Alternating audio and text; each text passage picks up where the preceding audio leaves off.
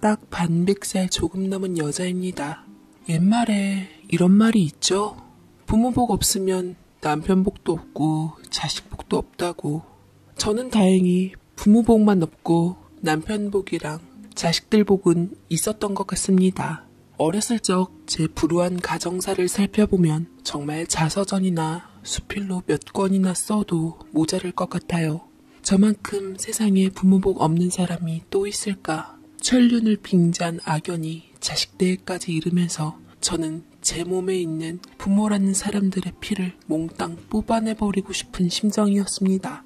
부모에게 버림받아 친척들 손에서 옮겨다니면서 자랐어요. 차라리 고아원이 좋았을 것 같은 환경에서 저는 구박도 많이 받고 천대도 많이 받고 자랐어요. 아휴, 너 그렇게 눈 사납게 치켜뜨면 네 애미처럼 팔자 사나워진다. 그 애미의 그 딸이라더니 애미 피가 어딜 가겠어? 콩 심은 데 콩 나고 팥 심은 데 팥 난다고. 저놈의 기집애도 앞날이 훤하다 훤해. 라고 친척들이 말을 했는데 정말 이른 나이에 수모받는 것이 뭔지 알았고 자존심이 구겨진다는 것이 어떤 감정인지 너무 일찍 알게 되었습니다. 제 나이 불과 8살, 초등학교 1학년에 불과했어요. 저희 엄마는 저를 혼인하지 않고 미혼모 상태로 낳았어요. 엄마 성격에 분명 몇 번이나 나쁜 맘을 먹었을 텐데 본의 아니게 제 생명줄이 길었는지 제가 어떻게 태어나긴 했더라고요. 행여 엄마 인생에 피해가 갈까봐 엄마는 절 출생신고조차 안 한 채 키웠습니다. 정확하게는 제 스스로 자랐지요. 밥이라도 제때 먹었음 키라도 좀 컸을 텐데 어렸을 때 많이 안 먹어서 그런지 제 키는 항상 또래 아이들보다 작았습니다. 뭐 출생신고도 안 하고 키운 판에 얼마나 영양가치 있던 음식들을 챙겨주었겠어요. 엄마라는 작자는 저를 두고 밖에 나가서 며칠이나 안 들어오기도 했고 항상 밖에서 본인 인생 챙기기에도 굉장히 바쁜 사람이었습니다. 그리고 자식을 키운 상태로 팔자를 고친다는 건 도저히 안 되겠던지 어느 날 요조숙녀인 척 호호거리며 좀 잘 살고 점잖은 사람을 만나는 듯 하다가 기어코 저를 얼굴도 보지 못한 제 아빠를 찾아 떠넘기고야 말았습니다. 어디서 그렇게 꼭꼭 숨어 있었대? 자식 맞기 싫고 양육비 주고 싶지 않아서 악착같이 숨어 있었나 보지? 나 조만간 새 사람 만나 팔자 필 거야. 앞으로 당신이 애를 키우던지 어쨌던지 알아서 책임져. 자, 이건 유전자 검사서. 라고 막노동판에 와서 술에 쩔어있는 남자에게 저를 미는데 그 사람이 제 아빠인지도 잘 모른 채 공사 현장의 어두운 분위기와 거칠고 흙투성이의 사람들이 무서워 보여 그만 울음을 터뜨리고 말았습니다. 엄마는 제가 울거나 말거나 후다닥 그 길을 빠져나가기에 바쁘셨죠. 그래도 엄마인지라 저는 목에 핏대가 서도록 엄마를 악을 치며 불렀건만 야속한 엄마는 제게 시선 한 번 두질 않으시고 점잖은 아저씨의 차에 몸을 실어 이윽고 사라졌습니다. 아버지 역시 그 광경을 보고 대략 짐작을 한 모양이더라고요. 저를 보고 연신 한숨을 쉬더니 처음 본 딸에게 악수를 위해 손을 내미셨습니다. 뱃속에 있었을 때 딱 한 번 본 것 같은데 태어나서 보는 건 서로가 처음이구나. 반갑진 않지만 너희 엄마가 이런 판단을 내렸으니 한번 지내는 보자. 라고 얘기하셨는데 엄마의 외면에 갈 곳이 없어서 아버지의 손을 잡을 수밖에 없었지만 그 손이 그닥 튼튼치 못한 동아줄이라는 것을 저는 본능적으로 예감했습니다. 아버지는 하루가 멀다 하고 어린 절 신경 쓰지 않고 취해서 들어오셨습니다. 아버지가 절 돌봐주는 게 아니라 오히려 제가 아버지를 돌봐야 할 실정이었어요. 어린 제가 고사리 손으로 가스불 앞에서 어설프게 콩나물국을 끓여 내놓자 아버지는 그런 어린 제가 딱했던지 뒤늦게 절 호적에도 올려주고 출생신고도 해준 후 저를 학교에도 보내주었습니다. 그렇지만 아버지는 몸이 자주 아픈 편이었어요. 그놈의 음주 때문에 몸이 많이 상했던지 가끔 각혈을 하기도 했습니다. 기침을 하며 각혈을 하는 아버지가 걱정스러워 제가 약국에다 얘기해서 약을 지어 갖고 오고 병원에도 가자고 했지만 아버지는 본인의 병을 잘 안다는 듯 꿈쩍도 하지 않았어요. 나 같은 사람에게는 자식이 어울리지가 않아. 그간 쌓인 미우정 따위 때문에 아비 자격 없는 사람 위해서 마음 힘들거나 슬퍼하지 말고 이번 주부터 네 고모한테 가서 살아라. 그쪽도 살기 어려운 건 마찬가지지만 그래도 나나 네 엄마보다는 낫지 않을까 싶다.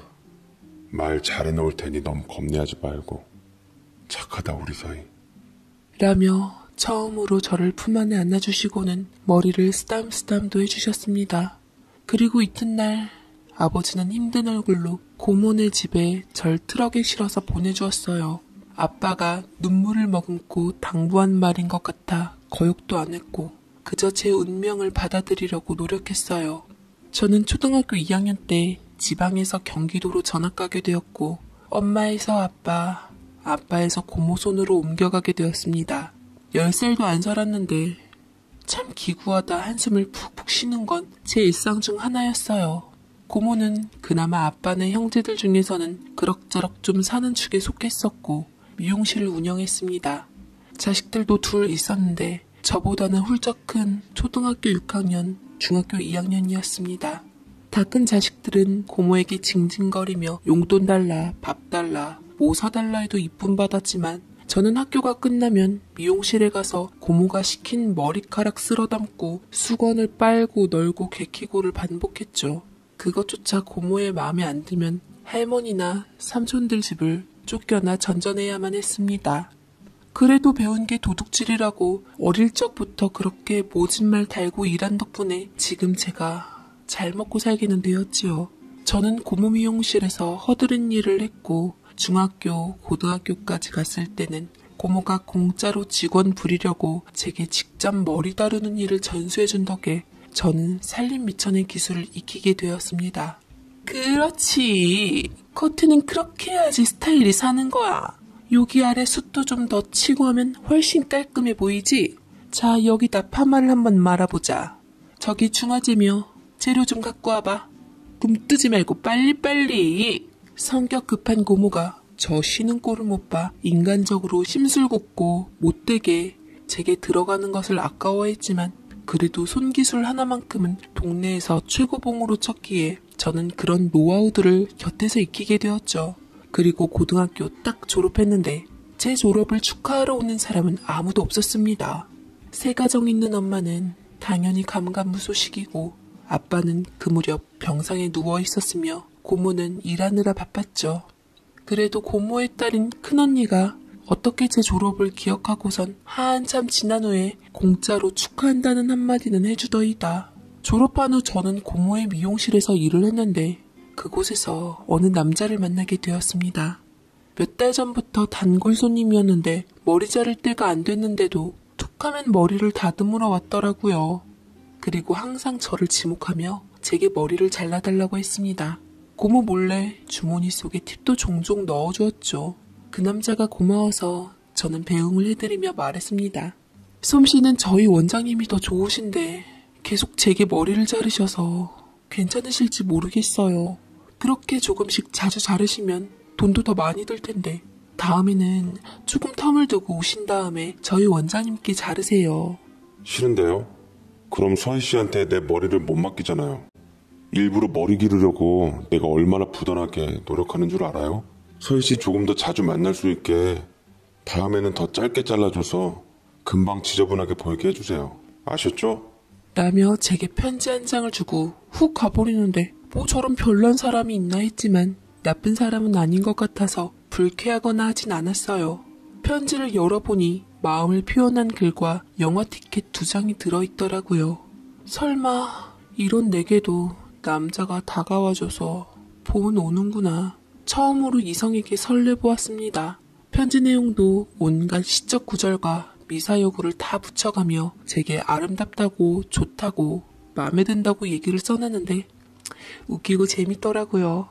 살면서 인생의 재미는 처음 느껴봤습니다. 마침 편지의 약속을 정한 날에 고모네 식구들이 가족여행으로 놀러간다는 날이라 저는 부담없이 그 사람과 약속한 데이트 장소에 나갔어요. 쫙 빼입고 저보다 일찍 온 남자는 레이디 버스트라며 저를 에스코트 해주더라고요.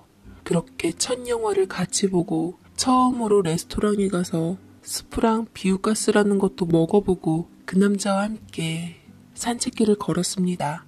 듣고 보니 그 남자는 이른 나이에 결혼해서 애 하나 두고 사별한 전적이 있더라고요. 허나 그런 건 제게 중요한 일이 아니었습니다.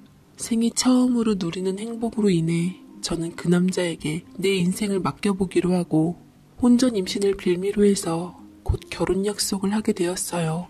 시댁이라는 곳도 처음 가봤는데 고모가 항상 헐뜯었던 시댁과는 이미지가 많이 달랐습니다.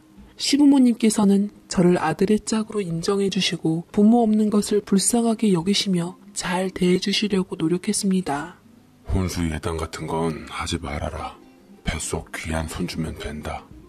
작은 쇠살림 하나씩 장만해 가는 것도 행복인 게야. 앞으로 우리 식구가 되었으니 시부모가 아닌 친부모라고 생각하고 잘 살아보자, 아가야. 저는 그간 힘들었던 서러움이 울컥 터지면서 시부모님 앞에서 쉴 새 없이 소리내어 울었습니다. 그런 저를 시부모님께서는 따뜻하게 안아주셨죠. 그런 가족이라는 포근하고도 든든한 울타리를 갖게 된 저는 결혼식을 며칠 앞두고 병상에 누워있는 아버지를 찾아갔습니다. 힘들게 지금껏 버텼던 아버지는 이번에서야 운명이 얼마 남지 않은 것을 예감했는지 저와 사위의 손을 잡아주시며 잘 살라고 우리 딸 행복하게 잘 해달라고 예민한 편에게 장인으로서 신신당부를 했더랬죠. 그리고 저희는 결혼식을 올렸고 신혼여행을 다녀오자마자 저는 아버지의 장을 치러야만 했습니다. 아버지가 간 모습을 보자니 인생의 허무함이 들더라고요. 아버지는 저렇게 허망하게 가셨는데 나를 버린 엄마는 자신의 인생을 지키기 위해 출생신고조차 안 해준 비정함으로 대체 어떤 모습으로 살까 내심 궁금해졌지만 찾을 생각은 꿈도 꾸질 않았습니다. 모든 걸 다 잊고 새로운 가족들 틈에서 내 인생 살고자 이악문 저는 남편의 울타리 안에서 남편이 벌어다 준 돈으로 저를 유난히 잘 따르는 사랑스러운 아들과 달콤한 결혼 생활을 시작했죠. 그리고 얼마 안 가 뱃속 제 아이가 태어났어요. 어여쁜 딸이었습니다. 아들이 귀한 시대였지만 이미 사별한 전부인의 아들이 있었기에 제 딸 역시 탄생에 많은 축복을 받았습니다. 특히나 남편은 아주 딸바보가 되었고 의젓한 우리 아들도 제 딸에게 멋진 오빠가 되어주었죠. 시부모님께서는 하나같이 제게 고생했다고 말씀하시고는 특히나 시어머니와 시이모님께서 특별히 제 산후조리까지 해주시며 제가 행여 밤잠 못 자 몸이 상할까 싶어 아이를 함께 돌봐주었습니다. 거기다 산후보약까지 지어주셔서 제 몸은 하루가 다르게 빨리 회복되었어요. 태어나서 이렇게 대접받고 살 수 있구나 싶을 정도로 제 인생은 빛이 나게 되었습니다. 무너졌던 제 자존감을 회복시켜 주었고 저는 비로소 사람답게 사는 방법을 알게 되었죠. 그래서 제 자식들에게만큼은 제가 받았던 사랑과 제가 못 받았던 아낌없는 사랑을 주고 부족함 없이 자라게 하고 싶었어요.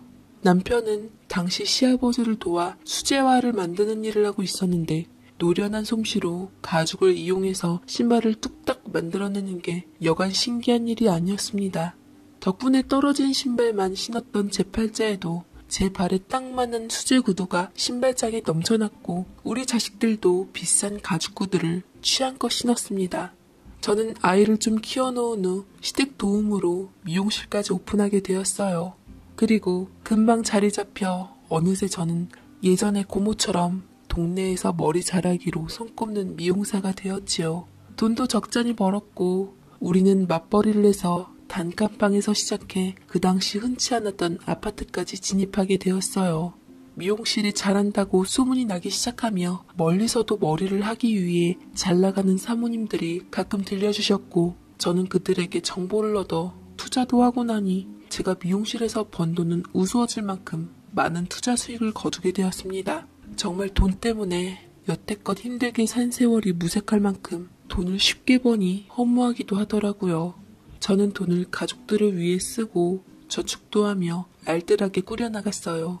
더욱이 제가 못 배운 한이 많아 우리 자식들에게는 아낌없이 교육비로 투자했습니다. 그 결과 아들, 딸 둘 모두 잘 따라와줘서 우리나라 명문대 중 하나인 K대, Y대를 나란히 진학하게 되었어요. 둘 다 어학연 수다, 배낭여행이다, 원하는 건 다 보내주었더니 아들은 세상을 보는 견문도 넓어져 더 멋진 꿈을 꿀 수 있게 되었습니다. 그래서 그토록 원하는 기업에도 입사하게 되었죠. 그렇지만 너무 많은 공부와 경험에만 인생을 쏟았던지 제일 중요한 한 가지를 간과하게 되었습니다. 바로 사람을 보는 눈 말이죠.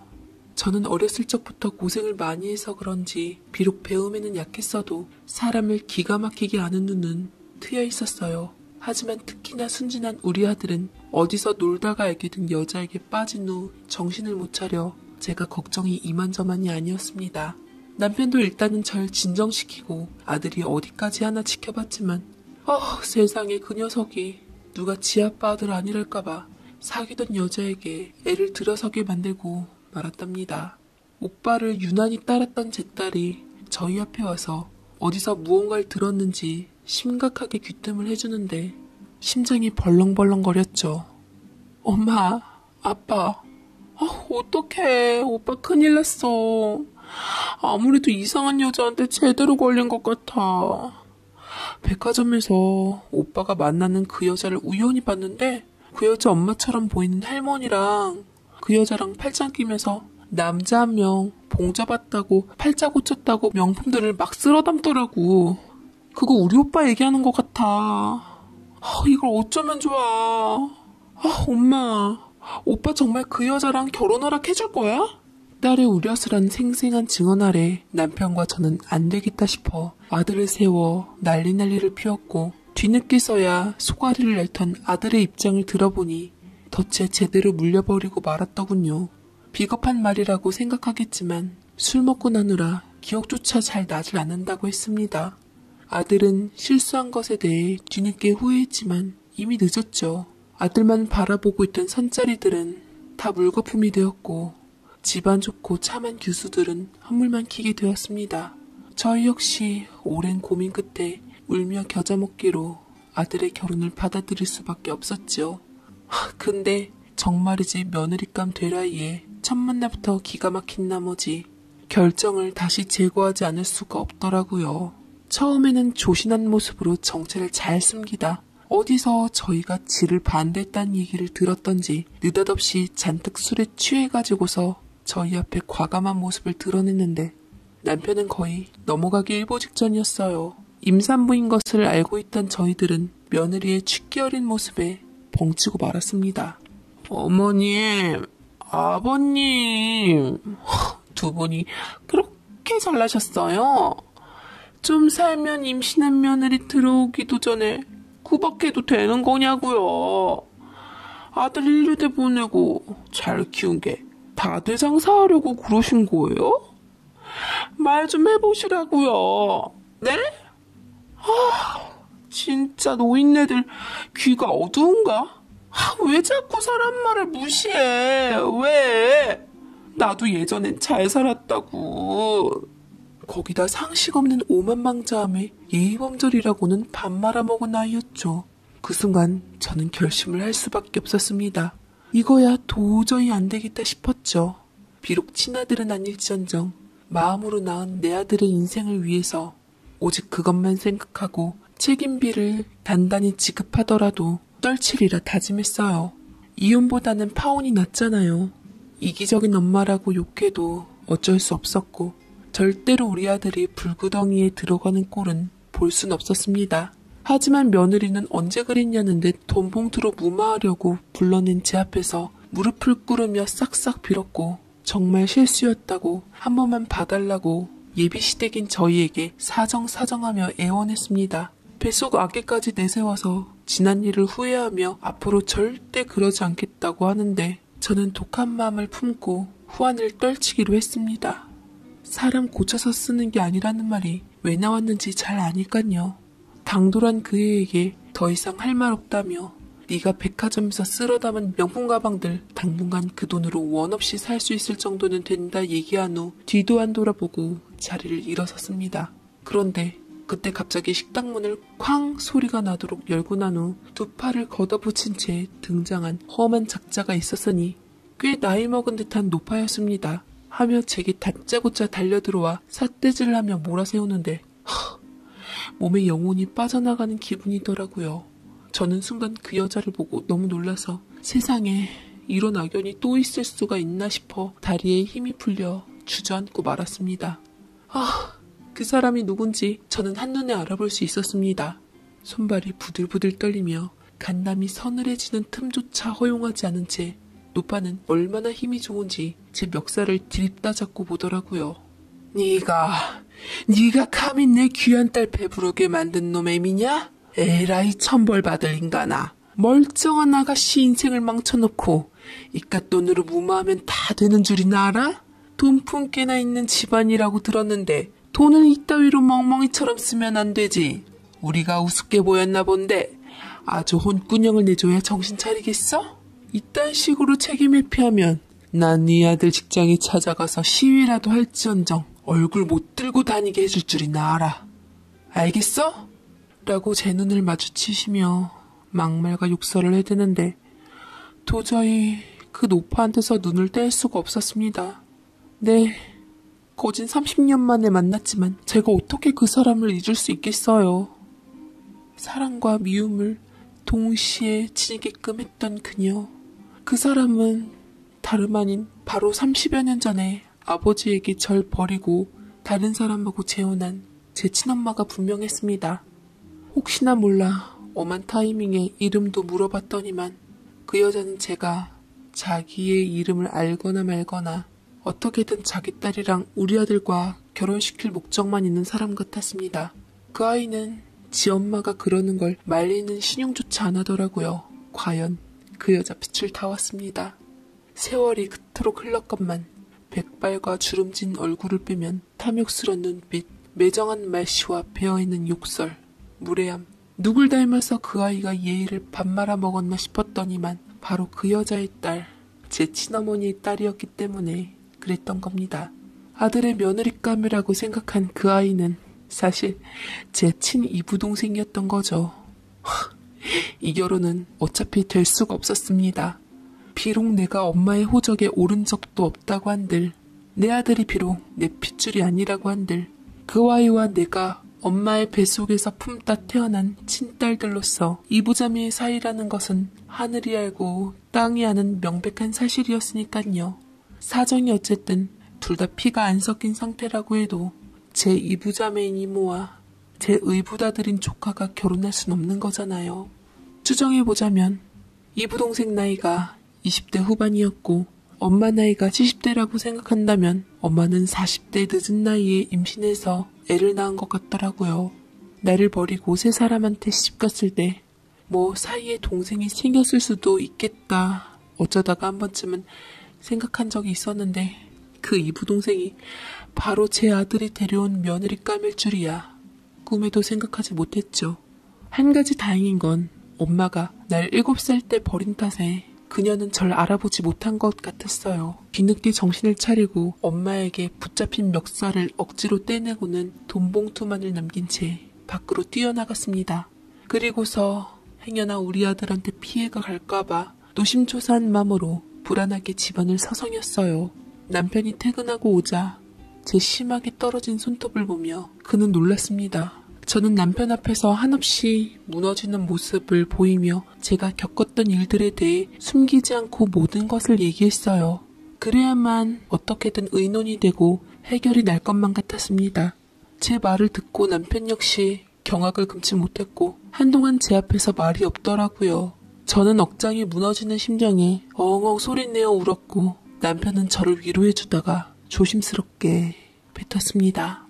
우리 이렇게 모른 척하지 말고 직접 당신 어머니, 아니 장모님께 찾아가서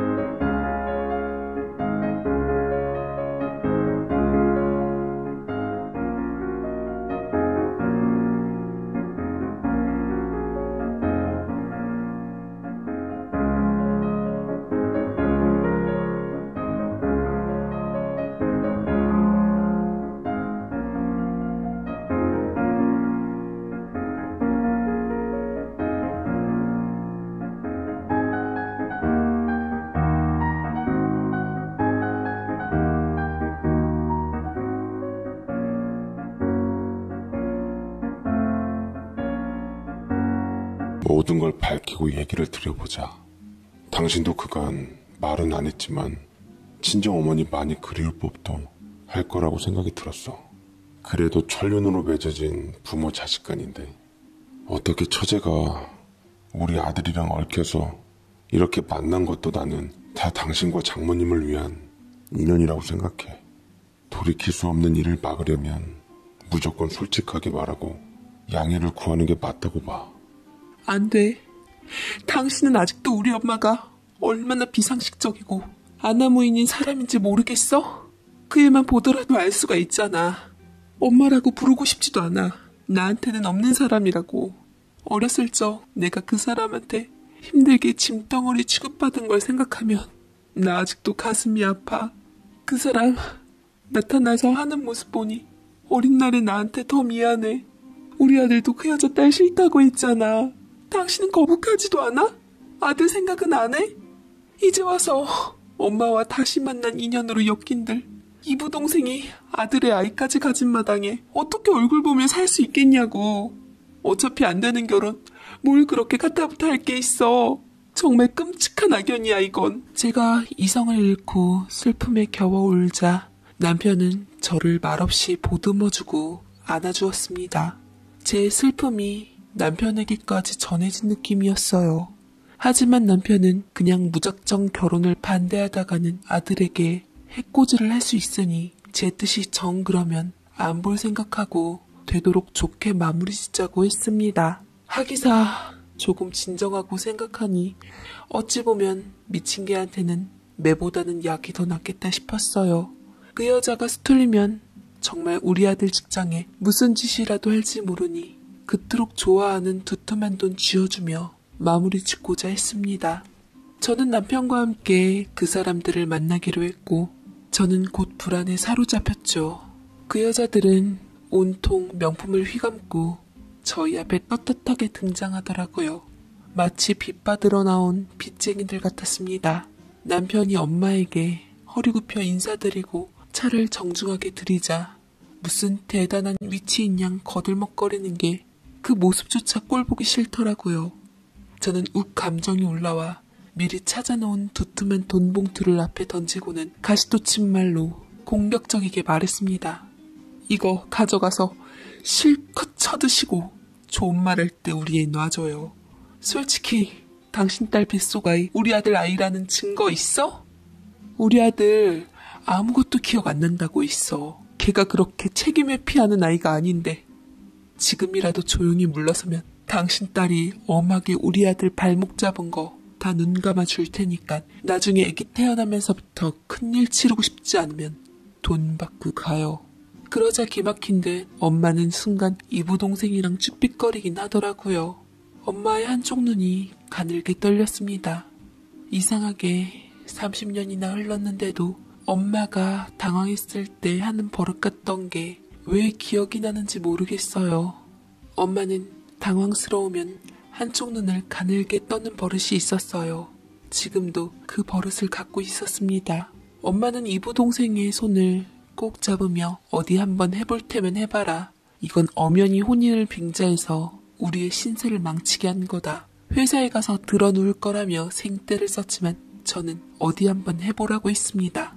내 미용실 손님 중에 변호사 사모님 계시고 검사 사모님도 계신다. 내가 입만 뻥긋하면 당신 딸 사기 결혼 혐의나 협박으로 콩밥 먹여서 전과자 만들 거라고도 눈치껏 뜨고 말했어요. 그리고 최후의 애교까지 가했죠.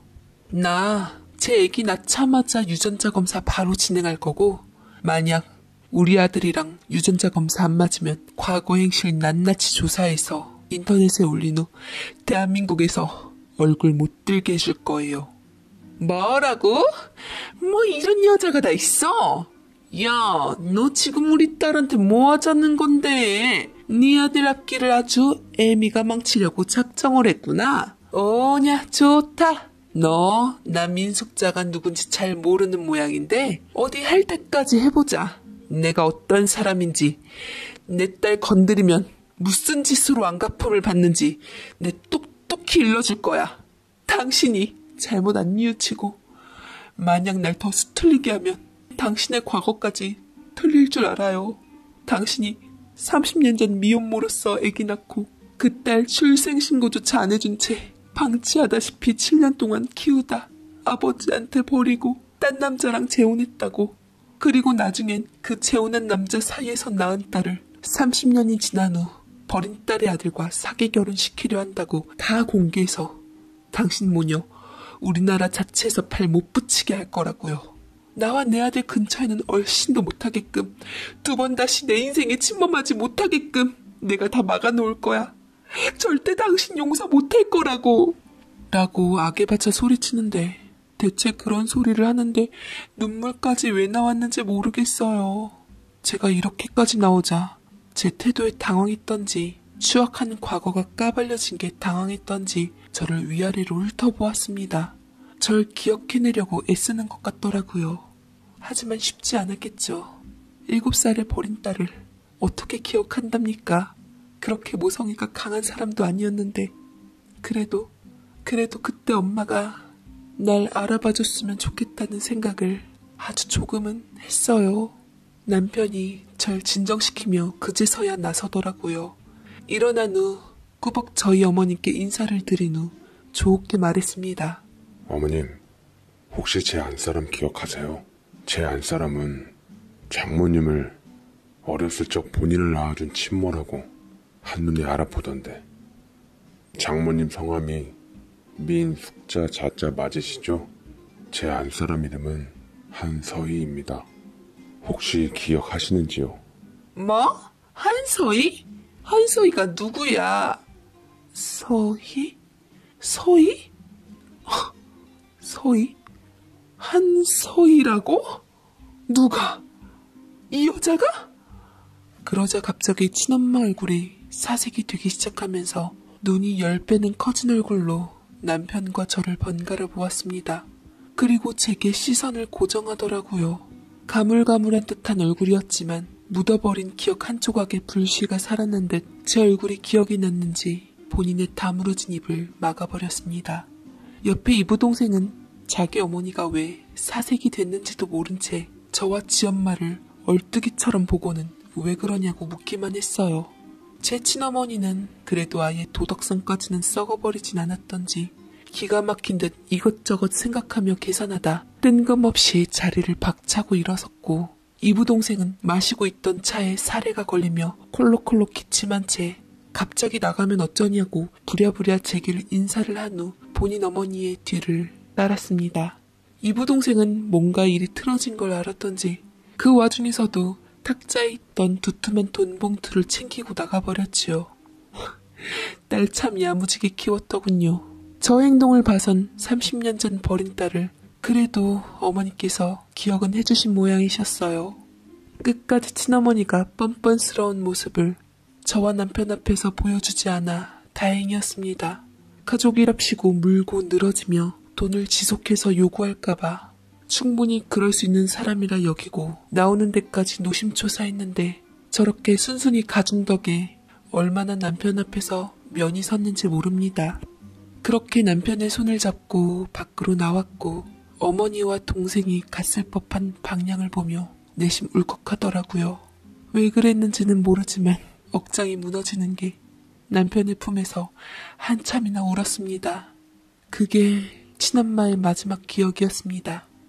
이부동생과 제 아들 사이에 자칫 임신과 결혼으로 엮일 뻔한 불미스런 사실은 남편과 저 그리고 제 친어머니밖에 모르는 걸로 끝나버렸습니다. 모두가 알았으면 더 큰 비극이 왔을 텐데 그렇게 번지지 않아 얼마나 다행이었는지 모릅니다. 친엄마는 심지어 혼자라도 찾아와 제 앞에서 용서를 빌 용기조차 없었던지 이부동생과 함께 제가 말했던 대로 제 인생을 침범하지 않았죠. 그게 아마도 마지막 그녀의 배려였는지도 모릅니다. 그 이후에는 그들을 볼 기회는 전혀 없었죠. 하지만 왜 이렇게 마음이 아플까요? 왜 이렇게 가슴이 쓰라리고 미칠 것만 같은지 모르겠습니다. 남편은 지금도 말을 해요.